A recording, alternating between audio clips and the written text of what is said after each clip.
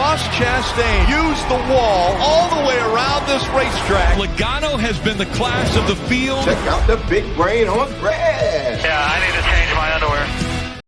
The average ass Chase Elliott finds his way to victory lane. We had our jokes, we had our thoughts. We'll talk all about what was Atlanta, plus turn the attention to what's currently going on. We have in-season challenge to update. Where have the odds gone? Is it worth betting at this point? Also, we talk Grand Park 165. Brian will be boots on the ground, so if you are in Chicago, holler at Brian. He will be there. Don't worry, loyal listeners. Viewers, we will have our normally scheduled programming for your eyes and your ears. Brian Twining rocking an incredible hat. It was 24 hours too late, but the Cinnamon Toast Crunch has arrived. You bet your ass it did. This was the first time that I've pre-ordered or like immediately ordered something upon drop, and I can't even remember. As soon as I saw this apparel get released, I went to RFK's site, ordered this hat, and was ecstatic to be rocking this thing. Yeah, I mean, the fact that it just basically dropped and you already have it on your head is pretty impressive. It was pretty quick. I gotta say, they did pretty damn fast in getting this out. So if you're new here, make sure you click that like button. Make sure you click subscribe if you have yet to do that. If you've been around for a while, even more of a reason to smash that like, hit the subscribe button. Let us know how Atlanta went for you. Did you ride the wave? Did you get on the Chase Elliott bandwagon with your boy? Are you excited for Grant Park? Do you care? Chicago, a fun thing for you? So Brian Twining, we'll run through DraftKings. We'll run through the betting card. We'll look at the updated in-season challenge bracket. We'll look at odds for that, more importantly, and then we'll jump into Grant Park 165 to see if we're betting SVG or betting anyone else. See what happens. Yeah. So let me present my screen here, and we can run through the week that was, because I know not all of us had a ton of fun, but I certainly had fun, and that's all that matters. DraftKings, we made money. Tyler Reddick, Carson Hocevar, Ricky Stenhouse, AJ Allmendinger, of course, Corey LaJoie. Corey LaJoie is his way out of the race. And BJ Mother effing LeCloud, less than 2%, goes from 38th to 16th. What a lineup that was. What a lineup. Hey, Incredible. we talked about it when we made these things, that the grosser they were, we felt like they were probably going to be the direction to go. Yep. And the big one proved that point. I mean, it took out essentially all three Penske cars, Denny Hamlin, Christopher Bell, like anybody of notice got taken out of the race or any sort of contention in the race. And as we came down to the final laps, I was in the Discord mentioning that there was only one car on the lead lap that even had a win on the season, which went to show you, like, at super speedways, especially Atlanta, with how close the racing is, you cannot predict a single thing. Yeah, I know we were trying to convince ourselves it was a little more predictable, more like a Michigan or a Nashville, but it's not. It's just nonsense. 36 of the 40 cars at one point had been involved in some sort of issue. It was outrageous. But the only thing I will say about Atlanta is that, you know, again, you heard more drivers talking about handling, but unlike Daytona and Talladega, where track position matters because everybody's fuel saving, Atlanta is really a place where track position matters, and you want to be out front to avoid the chaos in the mid and back of the pack. Yeah, I thought it was interesting, especially towards the end, where teams were talking like, do we come and get new tires? Does it matter? Chase is like, no, I'm going to stay out and maintain the track position. Ends up falling backwards and then still has enough juice to get to the front again, which I thought was really impressive. I thought maybe, you know, the cars that didn't take tires would, once they kind of got stuck, would be stuck and not be able to come back. But Chase not only going back and then ending up grabbing the lead again and winning the race, I thought was really, really impressive. And I know we give him a lot of shit. I know we call him Average Ass Chase Elliott. And for a long time, he was very much a like 5th through 12th place car. And I know Yep. you can spin it as a super speedway and craziness happens, but he won the race. He didn't survive. He went out and won it. He had a great Yeah. car, which is something we don't say very often about most races. The best car or the one of the best cars typically isn't the winner. It's hard to go up and pass anybody. So we had Yep. passing, we had movement, we had strategy, we had craziness, we had carnage. Like Atlanta, for all of its issues, I thought was an incredible race, and I had a ton of fun watching. Yeah, and going back to Chase Elliott for a second, I caught Denny's episode of Actions Detrimental today, which that is a weekly watch or listen for me. It's just there's just so much insight, and Yeah. he even acknowledged that Chase Elliott had the best handling and the best car all day because Yep. he was the only one that seemed to be able to maintain position on the bottom lane into 3 and 4. Like everybody was able to make a pass going into 1 because that seemed to be the best passing opportunity for guys was going down into 1 and 2 is going low. But in 3 and 4, like if you were not on the high side, you were Yeah. just coming up against somebody's, left rear and trying to maintain. But Elliott could pass on the bottom. So he was the best car there. And I'm going to go out on the limb here and say that was the best race I've seen all season. Just the amount of passing we saw up front, the runs that people were taking, there was no fuel saving, which was probably a product of the timing of the cautions. So I think we Sure. got saved there a little bit, but yeah, the racing was incredible. Yeah, it was really, really fun. And shouts to Ty Dillon for the interview post race being like, "Hey, Denny fans, I just beat your favorite driver." That Like was great. that kind of stuff is going to go such a long way. Like it doesn't Yep. have to get outrageous like WWE where they're calling each other out and whatnot, but especially with the in-season stuff, to have a It's little fun fun. with it, it's Yeah. incredible. I'm so happy. It And makes let me just say that is going to be kind of the crux of my like interactions with drivers this week is I'm going to really lean into the in-season tournament, ask how much these guys are, paying attention to this. Are they actually enjoying the banter that can be coming along with this? Or is there conversations with the guy they're racing against about what's happening? And yeah, Yeah, and a lot of the big names being eliminated. I'd be curious to hear their thoughts. Like, okay, are you happy kind of that you got eliminated? That it really doesn't matter at this point. You're that's just true. racing to do your best and get to the championship and all that stuff. So, but yeah, so fun there. Let's look at this lineup. Obviously, the Logano lineup. A lot more people joined us on Logano than I kind of expected. But I he mean, he only was got through crushing 69 laps after. 51 laps led and Yeah, he only ran 69. yeah. And then obviously Denny had his issues. Kyle Busch, whatever. Stenhouse is good. McDowell was fine. Zilich. Dude, Uh, that kid, he's good. yeah, started 36, finished 11th. So another strong finish on a super speedway. So I feel like if we put him in the Corey LaJoy spot, which it's like he's like another 1,000 up. I don't know, but I feel like I don't know how much we had left, but replace LaJoy. I think that lineup crushes. Hamlin, Bell, Ross, Tyler Reddick was really good. Top 5 car. Bubba was a little underwhelming for riding around all day. At a track that we think he can be good. I don't remember him like getting trapped or. Well, he was part of He like was the part of the one of the wrecks, but like yeah. was kind of fine, but not really. Yeah, he didn't have terminal damage, but he definitely had issues with his car. Yeah, and he obviously didn't finish. He was two laps down when the race ended. William Byron, man, That he was was looking. I'll take ownership to going with Byron over Elliott this week. I I guess like honestly, I had him on the outright car. We'll look at that here in a second.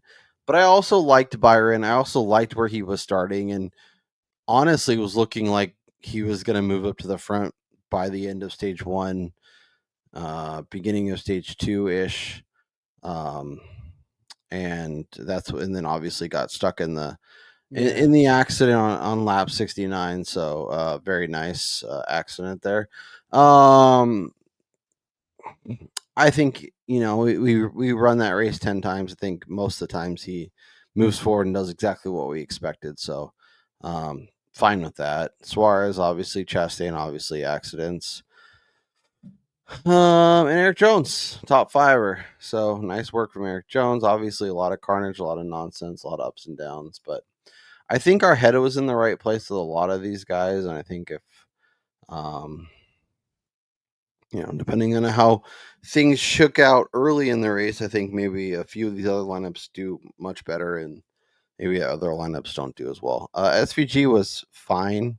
There was a He was point where good. he was running in like near the top 10. But obviously couldn't sustain that. Ended up, I think he was he did like a solo thing. I remember him like sliding across the grass. So that reminds me, I had an interaction in one of our discords about that when Bubba self-spun. That reminded me. So Bubba self-spun at one point, and of course, people are gonna be like, "Oh, Bubba Wallace, blah blah." Mind you, Christopher Bell did the same thing earlier in the race, and Kyle Larson almost did it twice during the race. Like clearly, handling is an issue at Atlanta, and that's why the racing is so good. Well, I think it's funny too because like you have to account for all the cars around you, empty space kind of around you, potentially being in the front by yourself, being in the back with the squirrels. Like it's hard to set up your car for all of that. Exactly. So you just kind of have to go with it. Betting card. Took my shots. There wasn't a lot I wanted to get in on, but Chase Elliott, I found a top 5 at plus 350. I said yes, please. And then Chase Elliott to win 18-1. So big week for your boy. Yeah. Byron, I think, was fine. Dinger was fine. Dinger top Chevy was fine. Reddick was right there. I was like, oh, okay, here we go. Reddick up near the front, Chase up near the front. They were 1-2. I was like, give me one of these guys. Maybe Chase gets top 5. Reddick wins the race. Either way, And I'm let me just happy. point out, if for everyone saying that Reddick didn't make the move to go for the win, if you go back and you watch them going into one after taking the 2 to go, when Reddick is behind Keselowski, he starts to lean to go low, but Chase Elliott, who had a better run in third behind Reddick, had already dove below Reddick and was already at his left rear quarter. So had Reddick kept going, he gets spun out and likely takes out Elliott, and then Keselowski runs away and we have a caution. So basically, Elliott beat Reddick to the punch going low there. So he couldn't make that run. And he was trying to make sure he actually had a good finish in this race. I am going to go back and watch the last couple laps because I do want to rewatch it and kind of get an idea of how it ended. It was incredible. I just remember watching it and having so much fun. Obviously, Brian's card, a little more red on there. Kyle Busch, man. Dude, Of course he doesn't get the top 10. There was a point even after the wreck when he was like maintaining 14th and 15th that I was watching the race going, is this guy really going to somehow still finish with a top 10? Like, Muscle it what is around. going on? And then he just kind of faded at the end, sending me even further into the ice caps of Antarctica on the season. Yeah, where a little. That's Brian's betting card right there. it's So been yeah, a rough go for quite a while. it's been a nice couple weeks for me. Obviously, hitting the outright was a huge movement, but I dug myself out of the hole. And as I was talking to Brian about before the show, it's a roller coaster. You go up, you go up, you go up, and you come crashing down, and then you go build back, build, then you come crashing down. Yeah, And then the one thing you have to do, and it's really hard, it's almost impossible to do, is to not like second guess yourself when you've exactly. found a way to be productive, and don't overanalyze and be like, well, the last couple weeks when I haven't been doing things, I've been doing this and I'm doing that, so I'm gonna switch it up. But that's like, I don't know. And that's what it's really important to know your process and figure out like, okay, am I just getting unlucky here? Even when you're winning, am I just getting lucky here, or is there something significantly different? So obviously when you hit a winner, it helps majorly, but I had I think the first text I sent to Brian, maybe Monday or Tuesday last week, was, I think I'm betting Chase Elliott to win this week, and that was something that stuck with me through the whole like prep and thinking through it. And there was good numbers, and I jumped on it, and very happy to be holding one of those and sitting in the green. So Brian Twining, anything else from Atlanta specifically as we transition into the in-season challenge and kind of where the bracket's currently sitting? Yeah, they got to move this to the regular season finale and get Daytona the hell out of there, because Daytona and Talladega have been crap with Yeah. the fuel saving that's been happening. And, traditionally we used to have Daytona during 4th of July weekend. I think that would be fun to maneuver that around. So who knows what's going to happen with the upcoming schedule, but Atlanta, to me, puts on the best show in the sport right now. If we're gonna have a super speedway or super speedway type race in the playoff, I'd much rather have Atlanta than Talladega or Daytona. Oh yeah, I mean, preferably we don't have any of them. Well, I don't think that's a reality. So, Yeah. But if we have to have one, I think Atlanta's the move. Let's talk a little in-season challenge where, Brian, we got the carnage we asked for. We said we could get carnage. Things could be crazy, especially with Atlanta. And then we're going to Chicago and then Sonoma. We have plenty of road course ringers potentially making some noise. So let's look at the current bracket, and then we can dive into kind of what the odds look like. So Ty Dillon beat Denny Hamlin. Brad beat Kyle Busch. Bowman beat Logano. Bubba beat Suarez. John Hunter takes out Josh Berry. Obviously, Austin Dillon goes down to Chase Elliott. Eric Jones beats Ross.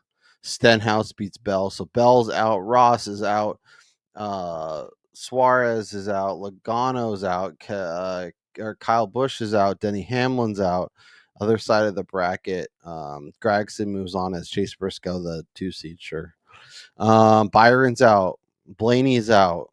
Larson's out. Like all the big boys. We talked about how redonkulous this range was. Now we have from a quadrant that had Reddick, Larson, Blaney, Hocevar, Byron, Priest.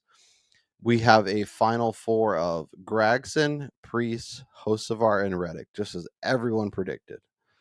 And then the Dinger gets through to face Ty Gibbs, and Zane Smith versus Christopher Buescher, just as we all predicted. Brian Twining, I guess obviously we can, kind of work through the bracket if you want, but any like big takeaways or anything that you're looking at the bracket where it's currently sitting, your brain is kind of spinning and you have thoughts or someone that like all of a sudden seems really, really appealing? Yeah, I mean, just kind of what we talked about leading into the tournament was, for me, like my favorite guys in the whole thing were Alex Bowman, Chase Elliott, Chris Buescher, and then the winner of the McDowell, Dinger, and Gibbs. Because we now have the 2 road courses. So I think when you look at the way the bracket sets up, and the only 2 tournament challenge outrights that I played before the thing started were Alex Bowman and Chase Elliott. Just simply because had they advanced, also too, I did the Dillon over Elliott to cover that, but had they both advanced, we go to 2 road courses where they're both really good at, and they're going to be favorites in their matchups in both rounds as long as they advance. And then we get to Dover with them facing each other, and they're the 2 best drivers at Dover. So they had a great chance to get to the final. And then when you look at that bottom bracket, Buescher, Dinger, Gibbs, like they're all really good at road courses. I don't see Zane Smith beating Buescher unless Buescher gets caught points chasing here, which may be possible.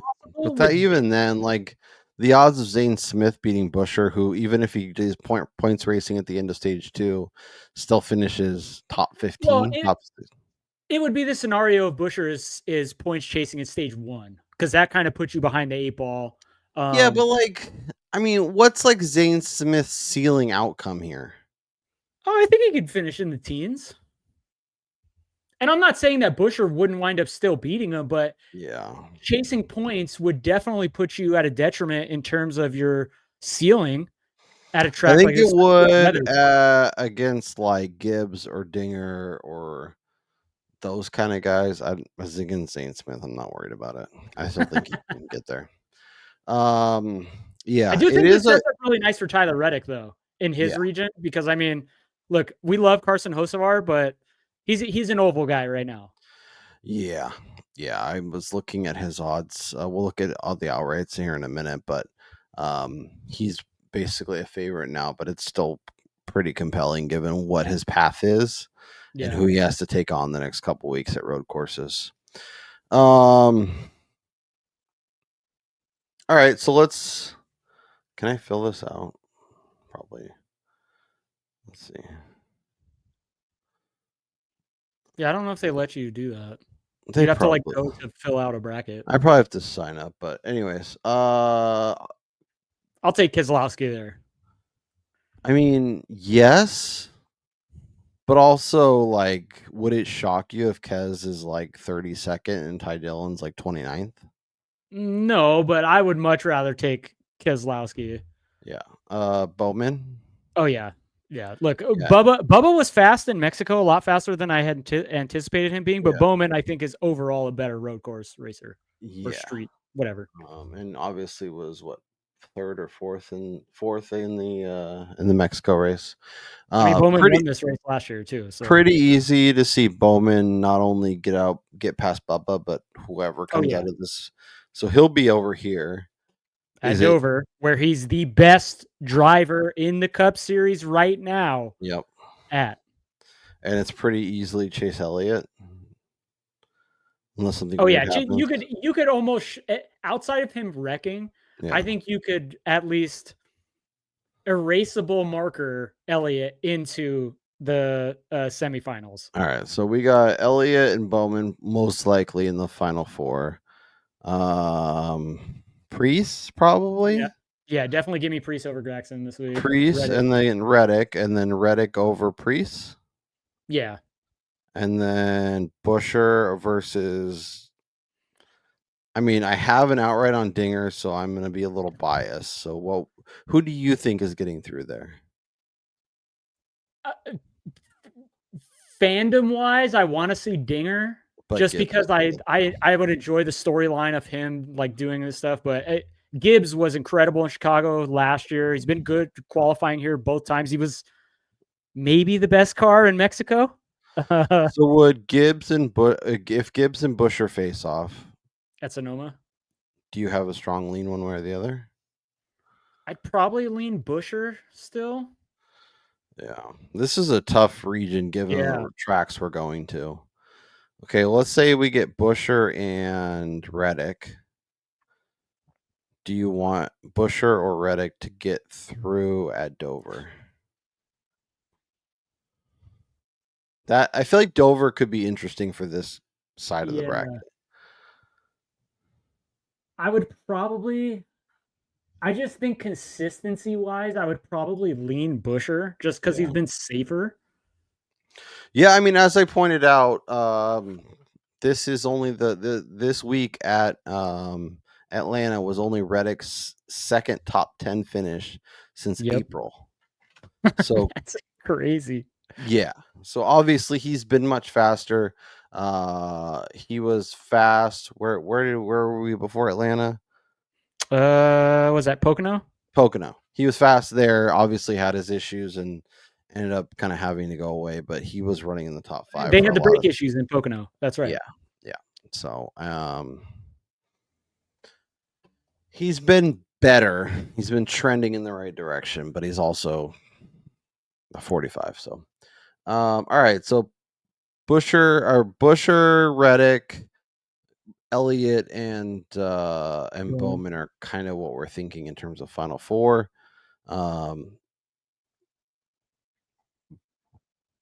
Bowman, Busher for the championship. I mean, that would be great for my wallet just because Bowman, I mean, if we go back to last week when we recorded, 30-1 at DraftKings to win the tournament. So that's the I guess lean let's that I look want. at the odds as we kind of talk about who could win. Oh, they're garbage now. Chase is 275. Reddick is 290. Bowman is 5. Busher is 550. They got 4 guys basically that we got to. Gibbs is 9. Kez is 12. Hocevar is 13. Priest, and this is just BetMGM. All the books have a little bit different odds. Also, as you kind of move down, get a little bit longer shots. I guess, and then obviously shop around because not all the books have the same exact numbers. This is one of those things that people don't truly know. But is anything remotely appealing to you at this point? Like Ty Well, I mean, if Gibbs at you're looking at the 9. outrights, you have to try to prognosticate who's going to at least get to the semis here. And I mean, you could all but eliminate the bottom. I think you could make a path for Gibbs, and he's sort of Yes. interesting, especially given what his number is double kind of what the other guys are here. And then it's Gibbs versus whoever comes out of here. And I think there's a real shot that Gibbs is facing off against whichever Hendrick driver makes it out of this side of the bracket. Yeah, like I think Gibbs is the most intriguing number at 9-1, but realistically, you're not really getting value there because in order for him to do that, he still has to get through 3 races. And you could probably make up that number by taking him in head to head. You could just parlay head to heads back to back to back against his upcoming opponents, and you'll probably eclipse whatever those odds are just by rolling that over. Yeah. And he doesn't even have to win the thing. Yeah, our favorite offshore has Gibbs and Busher as the same price, and I think at that point, I might take Busher. Yeah, again, he's safer. Mm-hmm. Outside of Chase Elliott, I would say that Chris Buescher is probably the safest bet to maximize his result at almost any type of track, regardless of how good his car is. Yeah. Of course, DraftKings doesn't have head-to-heads. Yeah, MGM had him earlier today, but they took him down because nobody else was opening. Markets are slow this week, that's for sure. Well, they're slow, but they're also fast because obviously we're recording this 24 hours before we normally do. We're giving you guys that little extra day to kind of get that content going. With the Saturday race, I think the books were excited to get some new numbers out. Yeah, I don't think Ty Dillon has a shot. I don't think Zane Smith has a shot. I don't think John Hunter, Ricky Stenhouse, Dinger, if you can get him close to 20-1, I think is interesting. You could tell me that Dinger beats Gibbs and then beats Busher and is all of a sudden facing off against Reddick at Dover. Would I pick him? Probably not. But I think it's close enough. Where if you get 20-1 or around 20-1, you can make a case for it. Outside of that, I don't think there's anything that I'm even. I think Gibbs at 9, and the Dinger at 18 is the only ones that I would even consider at this point. Yeah, no, I'm in full agreement there. Just because you can't play guys at plus 275 or plus 290. Yeah, I mean Tyler Reddick at almost 3-1 is sort of interesting just because I love his path, and he doesn't. But what if they have brake problems, or what if he dive bombs into the tire barrier like Kyle Larson did last year in turn 6 because it was wet? Fair. Yeah, I'm not taking that chance. Completely fair. So, let us know if you're interested in the in-season challenge. Do you care about it? Are you betting it? Are you holding any fun tickets? Let us know down in the comments. Hopefully you got in on Bowman. Hopefully you got in Dinger, someone I'm in on. Yeah, he was 60 in places, 50. I got 66, so I'm happy to have that. Let's talk. Gibbs opened at 60 plus at places, and he was actually the first guy that caught my attention for somebody that I was intrigued about. Yeah, his number got too short before I could get to it, so I didn't ride the lightning there, and I didn't get on Chase Elliott, which for somebody who's picking him to win, I probably should have, but that's okay. Yeah, but you got a better number for him to just win Atlanta. Like you basically fair, picked and him he's done. to win the tournament. Yeah. Like you're done. Yep. All right, let's talk a little Grant Park 165. SVG opens at 225. There's some inside 2-1 at our favorite offshore. I'll pull up Action Network on my other Your screen. favorite offshore. Well, yeah, you're not allowed to partake anymore. Yeah, they hate me. Bell, Larson, Reddick, Gibbs, Elliott, Byron, McDowell. I mean, that's when we start getting into 18 and 20, I guess. At the top of the board from SVG, Bell, Larson, Reddick, Gibbs, and Chase Elliott. Are you interested in any of those? I did nibble at Christopher Bell. Elsewhere, he opened up at 8. I got that. At Caesars, he actually opened up at 8.5, and that got bet down rather quickly. So he's obviously taking a lot of money. I mean, he's been really good at Mexico. He's good at Coda. I mean, he won Coda. He was really good here the first 2 times we came to Chicago. So that makes a lot of sense. But I don't know. Ty Gibbs was somebody I was interested to see what the number opened at, but I just can't get down at 10-1 on a guy that has yet to win in the Cup Series. I mean, it's the same story. He's got a great car, something happens, or he spirals out of control, or it's stuff out of his control takes away his chance to win the race, like what happened in Mexico. So it's just hard to get down, especially with SVG in the field, who, look, I may be on an island here. I don't think he's going to just crush the field in the 3rd trip to Chicago when everybody else has a very large portfolio of data to go on now. Like he wasn't the greatest last year. There was a lot of guys who were able to keep pace with him. So obviously this is not going to be a Mexico situation, and we're going to have live pit stops and all this other things that could happen. So with weather in the forecast again, potentially at 2.25, no thanks. Yeah, it's hard to get in on that. I will. I actually should look at the NASCAR schedule. Do you know? Are we getting like another like Mexico City type setup? So I was looking at it today, and it looks like for practice, they're practicing in separate groups. We get Group 1 and Group 2, each getting 25 minutes. But then it looks like qualifying is going to be a whole field qualifying for 50 minutes. Interesting. Yeah, I couldn't quite tell on the media site what exactly it was saying, because it wasn't separated by group. So I'm thinking it's a whole field qualifying session. All right, let me see. And also, too, gosh forbid it rains on Saturday during qualifying and they cancel that.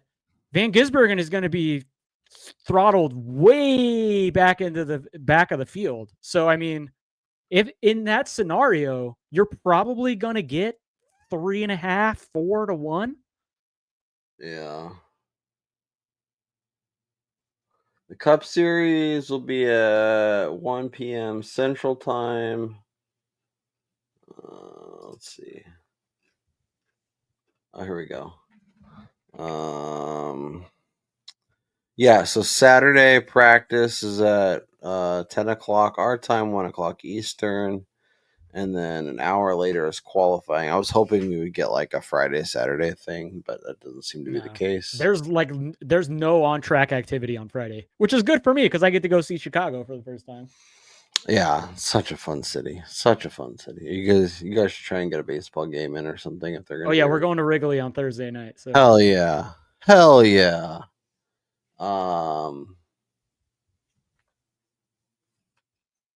Yeah, and then obviously the race is on Sunday, back to our 11 o'clock thing. So, yeah, I thought maybe we would get a little bit of a window to get in. I don't know.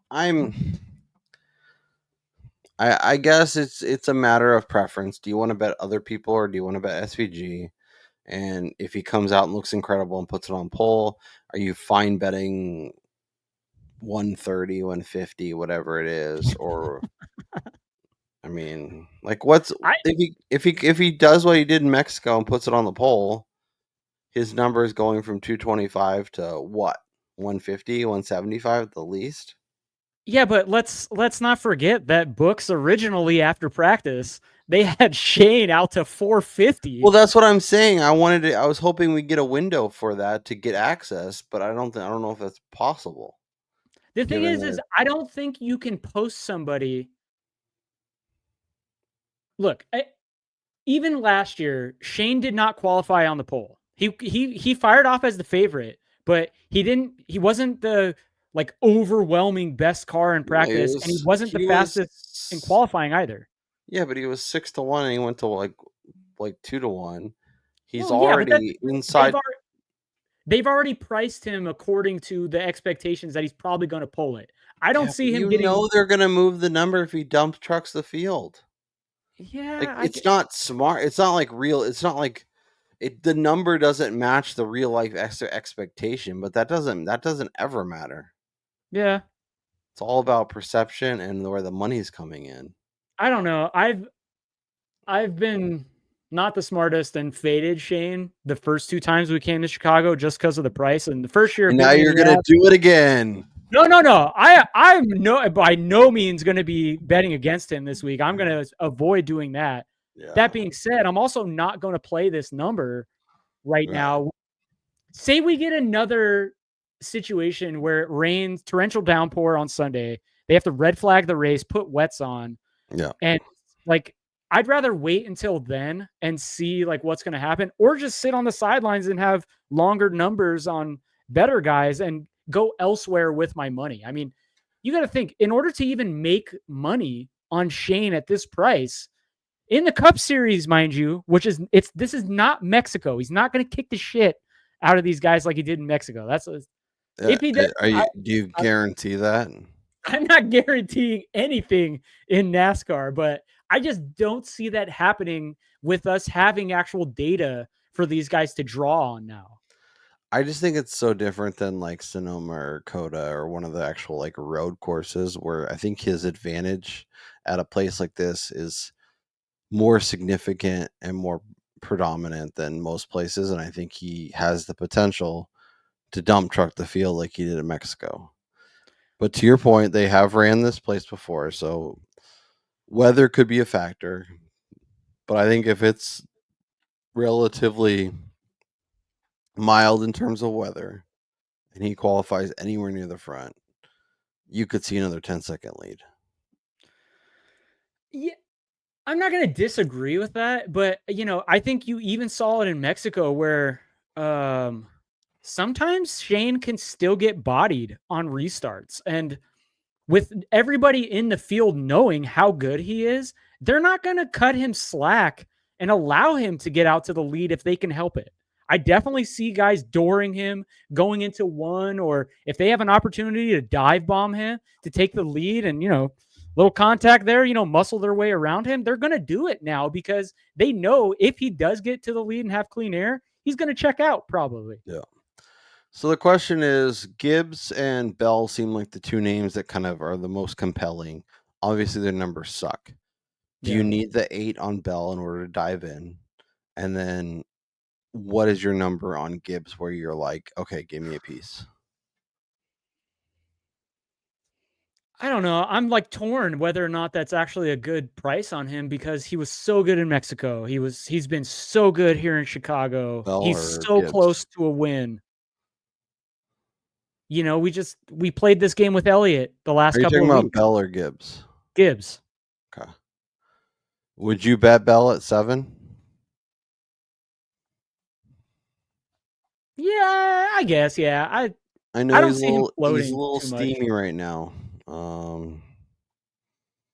I don't think I'm. Yeah.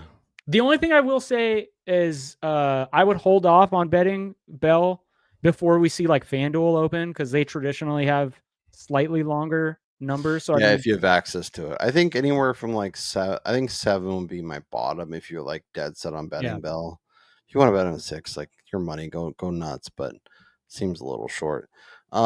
Gibbs, I think I need. I mean, what's a realistic number for Gibbs that both the books would actually, in theory, post or he could get to at this point that you would also be interested in? Because like we could say 25, but that's not realistic. No. So like 16. If he was in the low teens, like mid teens, like 16, 14, 14 to 15, 16? I think I would be much more interested. Okay. Yeah, because there's like 12s. I don't know if there's like 13, 14, 15. So, I mean, just for reference, obviously, like I source this a lot to give me a good idea of what prices are. Gibbs is 10 at Superbook too right now. So clearly they're protecting themselves from the breakout, which has kind of been happening. I mean, he was really good in Atlanta too. Clearly, obviously, completely different type of racing, but he's been much better over the last 5 to 6 weeks. And so I think we're back in that mindset, no matter how much shit I've been talking about him, where the win is there somewhere. It's just a matter of when it's going to happen if he can put together a whole race, you know? yeah. And Gibbs is unafraid to be a complete asshole on the track to get a win. So that's not a worry of mine whatsoever. Like, he will not let somebody bully him. What about some of the longer shots? Byron, McDowell, Busher, Bowman, Dinger, Will Brown, Ross Chastain. That's kind of inside 30 to 1. I kind of like the Bowman number, especially. So I made 2 bets that I have right now, obviously not available to the masses watching this unless you're in Vegas at Superbook, Bowman and Bell. If you have access to that, go check Superbook for Bowman's price. What'd you get there? 30. Bonkers. It's down to 25 already as we record this at 7:15. Oh, no, my friend. It's Yeah. significantly lower than that. I mean, I guess at your book, but he's Yeah. 18 here. Yeah, 14 at MGM. So Yeah. Yeah, that's crazy. so there is somebody that's kind of piquing my interest Okay. right now.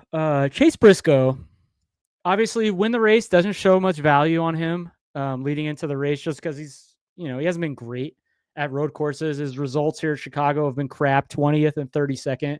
But if you actually go back and you watch last year's race, which I was just doing prior to jumping on here, in stage 1, there wasn't anyone that moved up as many spots as Chase Briscoe did from, I believe it was like 14th, and he had worked his way all the way up to like 4th or 5th, passing Kyle Larson, passing Tyler Reddick at one point, passing Alex Bowman, passing Bubba Wallace, passing everybody inside the top 10. And he was fast until he was one of the first guys after the first restart who lost control going into 4 or 6, whatever. Yeah, it was 6, which ruined his race there after the rain started coming. So, somebody who's been a qualifying machine this year, they clearly have speed. We've been talking all year like, oh, the 19 was really good with Martin Truex Jr. at these tracks in qualifying, and that's kind of playing out finally for Briscoe. Martin Truex Jr., former road course, like one of the best road course racers the series has seen in quite some time. And Briscoe, for what it's worth, was also somebody that we used to consider as a sneaky play at road courses in a much better car than he was the previous couple of years, the first couple of years in the Cup Series. I think he's like last year's Bowman, who opened at the similar price of 35, where you're going to get on that now. He's going to surprise people in practice and qualifying, probably reopen at that 14, 15, maybe even 20 number, but you're going to be happy you're sitting on that if he brings the same type of speed here that he has shown on the ovals, which, who knows if that can translate, but he's been much better. Yeah, I mean, to your point, he finished 7th in Mexico. He was top 5 at one point. Like, he had a good race. Not a great race, but he had a good race. And all you got to do is be in position at these tracks for Yeah. last second restart. Yeah, I don't think I'll get there on the outright card, but I could see myself top 10, top 5. Those numbers make sense. I could jump in. And obviously I'd want like the 35. I don't want some of the lower numbers, like our offshore has been 25. Like, I don't like that nearly as much. Mi Amigo, No. Austin Cindric, Kyle Busch at 40. I just can't. No. Kyle Busch, he's dead to me.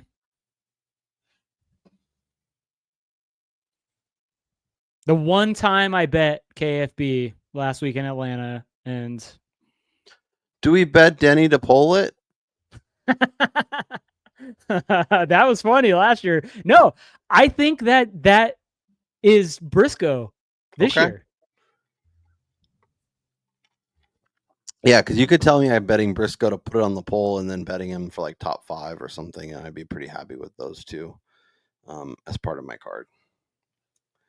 I also will be getting some Blaney on my card, obviously not to win, but like a top 10 number at plus money, I think I would be into maybe top 5, maybe top Ford.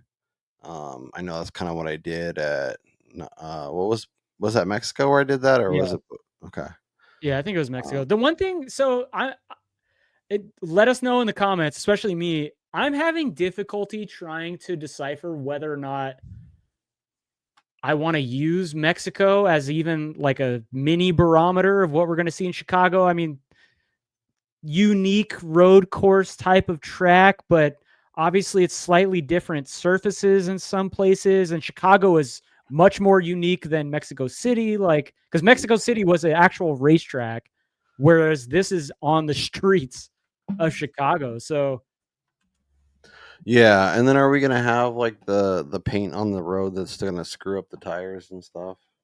oh, well, I mean, yeah, they're not gonna like remove the crosswalk signs and all that stuff. But let's just cross our fingers that I bring the SoCal weather to Chicago and any forecasts of rain go bye-bye by the time I get there this weekend. Yeah. Okay. Anybody else that's interesting to you? Maybe not even hitting the outright, but knowing that their outright is longer, you might be interested in manufacturer, top 10, that kind of stuff. Well, I mean, when you look at if you use Mexico, I mean, Ryan Preece was super fast in qualifying and practice. He looked fine, and then he was pretty good early on in that race. Yeah, I don't think we're getting a better number on Ty Gibbs. Dude was 9th the first time, 3rd the second time. It's been really good. He led 17 laps last year. I think if you get 13, 14, 15, I think you got to jump. And if you have like a boost or something, you can push it a little bit. Yeah. I think that makes sense.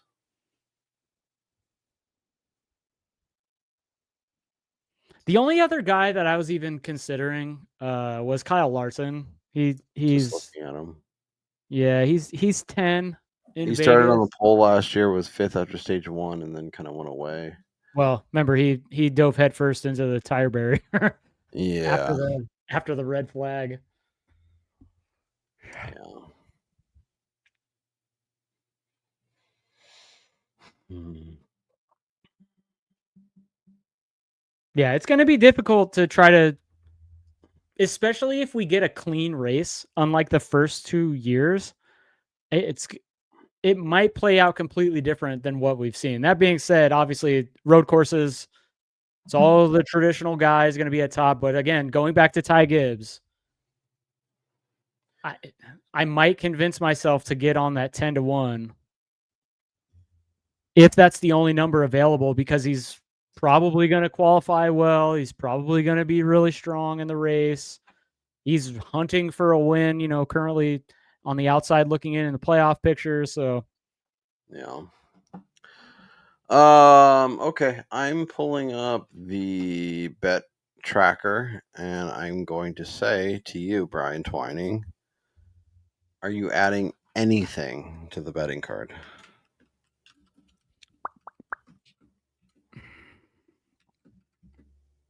as a matter of fact, You're not. I am going to. I'm going to do it. Oh, that's a good number on Bowman. 22 at Bet Rivers. Yeah, that's actually really good. I know Rivers, 365, a lot of those places are hard for some people to either get access to in general, or once you have access, to actually to be able to make the bets and stuff. So yeah, that is a little more difficult. But yeah, I'm gonna play a little bit of Briscoe. okay. Oh, I can get you 24. What do you have? 35. It's 35 is way better. What? I'm gonna play it. Okay. What's our Completely number? gross. 12. Yeah. And yes, I'm gonna play Gibbs at the 12. I hate myself for this, but he's been really good at road courses this year. Yeah. No, I think that makes sense. Obviously, we're recording this a day early, so we're waiting for a lot of markets to pop up. I will be looking to add Kyle Busch to my card. I don't think I'm going to bet him to win. I think I'm going to bet him like top 5 or something. So make sure you loop back or check in the comments, Brian and I, as we find bets, talk about bets. We'll post them in the comments of the videos. If we add anything, we are usually pretty good about tweeting it out too, so you can follow us on the X Machine. And feel free to drop questions, send us messages on Instagram or the X Machine, and we can chat about different takes and different thoughts and all that good stuff. And get ready for the week. Get ready for the week that is. So, Brian Twining, other than telling people smash that like button, smash that subscribe button on the way out. Any final thoughts? We talked a little in-season tournament. We talked a little Chicago, a little Grant Park. We talked a little Atlanta, Quaker State. Anything else that we didn't hit on that you're thinking about? Someone you want to get on the card, get exposure to? Busher, yay, nay, maybe. I don't know. He's been ass here in Chicago, and he That's wasn't true. great in Mexico either. I think he's gonna be good enough to advance past Zane Smith, but it also wouldn't surprise me if he's like just outside the top 10 pretty much the whole Yeah. day, and that's kind of where he runs. Yeah. And yeah, the only other thing I was gonna say is keep an eye out for Grid Rival. They had some tasty in-season tournament focused head-to-heads on there. Don't forget 100% deposit match up to $100 using AOP 25. And yeah, I had a lot of fun there last week. I went 4 for 5 in picking the super dogs with, of course, Austin Dillon plus 7.5 spots or whatever the hell it was, being the only one that didn't cash for me. So Yeah. keep an eye out Ty for those. Dillon was like 10.5 against Denny Hamlin. That seemed Yeah, exactly. Yeah, they were great. Yeah. So, all right, Brian, it was good to catch up. Good to talk a little bit early. We'll be back on our normal schedule. We'll be chatting Saturday later in the day in your feed Sunday morning. So make sure you hit that subscribe button so it's in your feed. Turn on the bell notification so you know when the new episode drops. Make sure you check out our Substack, AOP Podcast. .substack.com. Once again, AOP podcast.substack.com. Extra bets, extra DFS thoughts, links to the episode, grid rival targets, all that good stuff. Check it out. It's free. It comes in your email inbox every race day. That's Brian Twining with the incredible Cinnamon Toast Crunch Hat. I'm Kyle Robert. Enjoy the rest of your week. Let us know your thoughts on Grant Park, who you're going after. Are you betting SVG? What do you think of Atlanta? Did you ride? Did you have the 9 on your outright card? Let us know all that good stuff. Enjoy the rest of your week, and we'll talk to y'all next time.